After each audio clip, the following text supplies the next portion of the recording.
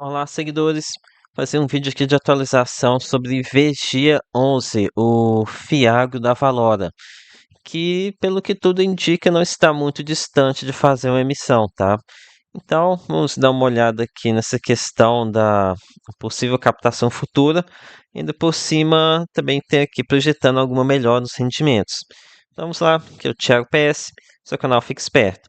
Então, começando aqui sobre a questão da capa, é, mostrar aqui para vocês a situação em Vigia 11. Vigia 11, deixa eu ver aqui, PVP, tá aqui bem próximo ao VP, né? Tá aqui 0,99. Isso porque eu tô gravando aqui em plena DataX. O fundo chegou até a ser negociado aqui um pouco acima da cota patrimonial aqui quando estava na Datacon, né? Então realmente está que o fundo Avalor está muito próximo de fazer uma emissão. E deixa eu dar uma olhada aqui na quantidade de cotistas em evolução. Até que quando a gente olha a quantidade de cotistas, até que está mais ou menos estável, né? Porque o patamar é estável, então pensei que uma possibilidade fosse o fundo estar ganhando mais cotistas, algo que não podemos descartar, pois a Valora tem uma grande proximidade aqui com a XP, né, para fazer a distribuição de seus fundos. Isso aqui poderia ser algo que explicasse aqui essas altas recentes aqui do fundo e o fundo está sendo negociado com quase ágil, né? Acho que é o único fiago aqui que talvez tenha uma possibilidade de conseguir fazer captação nesse momento atual, onde a gente ainda tem uma preocupação muito grande com o crédito agrícola, né? Então, trazendo aqui alguns dados do relatório gerencial, aqui estava dando uma olhada na questão do caixa. O caixa realmente o fundo está com bastante dinheiro em caixa. No entanto, ele explica aqui que se deve à amortização de alguns ativos bem relevantes no fundo, mas que já está tudo encaminhado para fazer alocação. Então, esse recado aqui de que está tudo em processo final, correndo aqui fazer alocação, me faz sentir o cheiro é, deles estarem correndo aqui para fazer esse log e soltar a emissão em breve, tá? Ainda por cima, tenho observado aqui Estão aqui mandando alguns recados aqui de questão de reserva, que o fundo tem bastante reserva, estão com 5 centavos de reserva, e inclusive a gente teve um aumento aqui no último rendimento, né, para 14 centavos. Um aumento, deu um pulo aqui de 13 para 14 centavos. É algum ponto que já me. Quando aconteceu esse salto aqui no rendimento, já ligou meu alerta aqui, tá? Pensei, pessoal lá da Valora deve estar querendo soltar uma emissão em breve. E aqui a gente teve o relatório sendo publicado logo após o rendimento, o relatório super cedo. Então aqui eles estão bem esforçados, viu?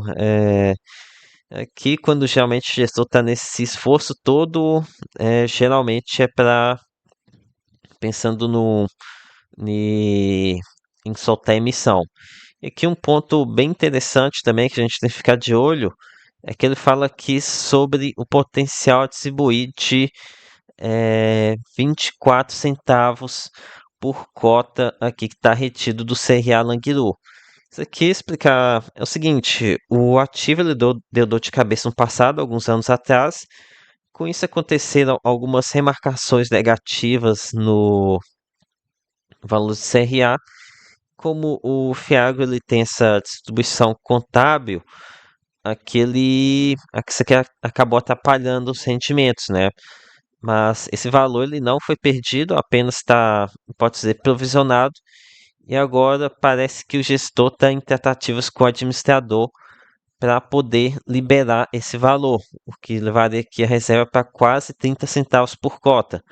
Ou seja, o fundo poderia aqui começar a fazer distribuições muitíssimo significativas, né? Estaria aqui com uma reserva muitíssimo elevada, que é um valor bem alto a ser destravado. E esse aqui é um valor que realmente pode vir a ser destravado, tá? Porque, conforme eles detalharam aqui já tem algum tempo, essa questão da Languido, ela diminuiu bastante de risco, quando teve aqui uma parceria para exportação para a China, né? Aqui o frigorífico foi autorizado, então realmente isso aqui agrega bastante valor a essa garantia. Então realmente não descarto que essa liberação aqui dessa reserva possa vir a acontecer e o rendimento de VGA11 dá um salto. Aqui eu lembro vocês, já comentei em outros vídeos que no passado o fundo chegou a distribuir bem mais, tá? Chegou para aqui 15 centavos, teve que ter mesmo 16, 17 centavos lá em 2022. E olha que aqui a gente tinha uma Selic que ainda era inferior aqui a qual nós temos atualmente. Então, por isso que já venho há vários meses aqui nos vídeos de rendimento criticando esse rendimento que 12, 12,5, 11. Tava falando, esse rendimento aqui tá baixo demais, tá? O fundo já, no passado, já pagou mais com uma Selic menor. Então, realmente, que é um ponto que eu estava estranhando e que a gente tem, parece ter a resposta para isso. Aparentemente, aqui o CRA da Languido, ele é, não estava podendo fazer toda essa distribuição, estava tendo esse acumulamento aqui para as questões de provisões, né? Então, eu acho que se explica o rendimento mais deixando a desejar em Vigia 11. Ok, agora aqui abordando um pouco sobre a questão do resultado. Qual que é o resultado de 11 milhões de reais? Vamos ver aqui quanto que isso aqui foi em reais por cota, não, né? Centavos por cota de resultado. Então, o fundo aqui ele gerou 12,7 centavos e fez uma distribuição de 14 centavos. Então, aqui finalmente o fundo ele começou a soltar, tirar o escorpião do bolso, né? A pegar um pouco de reserva. Estou vendo aqui a cota patrimonial, ele está aqui como observação, a partir de setembro de 2025, formada cota patrimonial de fechamento ex-rendimentos. Isso aqui também é útil também para eles definirem o preço da emissão, aqui passar um valor de VP menor, para não dar a impressão de que está fazendo emissão abaixo do valor patrimonial. Então aqui eu estou vendo vários e vários sinais de uma possível emissão aqui, de uma emissão no forno, tá? Ok, agora aqui tratando sobre a questão de fundamentos em Vigia 11. Aqui é um ponto que, para mim, o fundo sempre deixou a desejar. Essa concentração que o fundo tem não é nem um pouco saudável, né? Principalmente que essa principal posição no fundo, tanto aqui como em CRI quanto no acumulado, se a gente for somar todos esses CRIs Fiagril aqui que a gente tem aqui na carteira do fundo, aqui dá uma soma de 18,54%. Aqui é dois pontos ruins. Essa exposição muito elevada, ainda por cima ter que ficar somando um por um. Isso aqui é algo que eu acho bem chato, tá? Ah, enfim, aqui a gente tem essa FEAG com 18,54%, a Languido com 13,14%, essa Bela Agrícola com quase 9%. Então, se a gente for somar esses valores aqui, a gente tem que praticamente 40% de VGA 11 está na mão de apenas três devedores, né? Isso aqui realmente não é uma exposição absurdamente elevada. Detalhe que a gente está lidando aqui com um fundo de 1 bilhão de reais, né? Não, 835 milhões. Então, é quase 1 bilhão de reais. E é que o gestor ele não trabalhou essa questão de diversificação. Um fundo desse porte, desse tamanho, com a equipe que já tem, deveriam ter uma diversificação bem melhor, né? Aqui a gente está falando de quase 800 a 900 mil. Aqui eu peguei nos últimos 12 meses, aqui um pagamento de taxa de administração de 1 milhão de reais por mês e o gestor não consegue trabalhar bem aqui uma diversificação, complicado, tá? Esse aqui é um ponto que eu acho bem negativo em Vigia 11. Eu já tenho um pé atrás com o Fiagro, ainda tem essa questão da concentração. Então, para mim, e mesmo eu que tenho é, uma aceitação de risco bem elevado, ainda tenho um pé atrás um belo pé atrás aqui com o Vigia 11.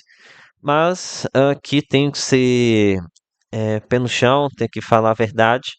Aqui esse Fiagril, ele já foi bem pior, tá? Eu me lembro aqui de algum vídeo no passado em que ele somava cerca de 30% do PL de Vigia 11.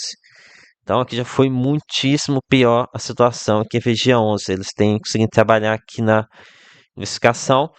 E também aqui um ponto, a Fiagril, ela estava muito alavancada, assim como a Bela Agrícola, duas cooperativas, revenda cooperativa bem alavancadas, mas que têm conseguido, pelo menos, olha só, a exposição do Fiagril diminuiu, então isso aqui quer dizer que está pagando amortização.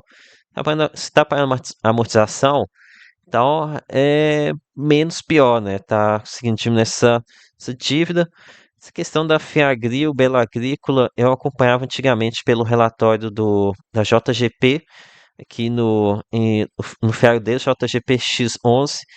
No entanto, eles deram uma enxugada aqui no relatório e retiraram os monitoramentos aqui do fundo, tá? Então agora estamos aqui meio que no escuro com relação à situação desses devedores. Então aqui é sobre isso que tem que falar sobre os devedores. Que outro ponto muito importante, vocês precisam tomar cuidado é com os segmentos investidos. Aqui a gente tem uma altíssima exposição a produtores rurais, seja diretamente, aqui com 17,9%, ou produtores rurais aqui de forma indireta, seja através de revenda ou de cooperativa. Produtores rurais que deram muita dor de cabeça, né? Teve muita recuperação judicial, muita falência. A Selic continua muito elevada, continua pressionando esses produtores rurais. Então, precisamos tomar cuidado ainda com esse segmento, tá? Então, tomar muito cuidado aqui com Vigia 11. Apenas 11% aqui dos devedores são de segmentos aqui que me passam uma melhor tranquilidade, tá? Então foi isso, galera. Espero ter curtido o vídeo. Peça seu like, se inscreva no canal. Lembre-se que nada aqui é recomendação de compra ou de venda. Até a próxima!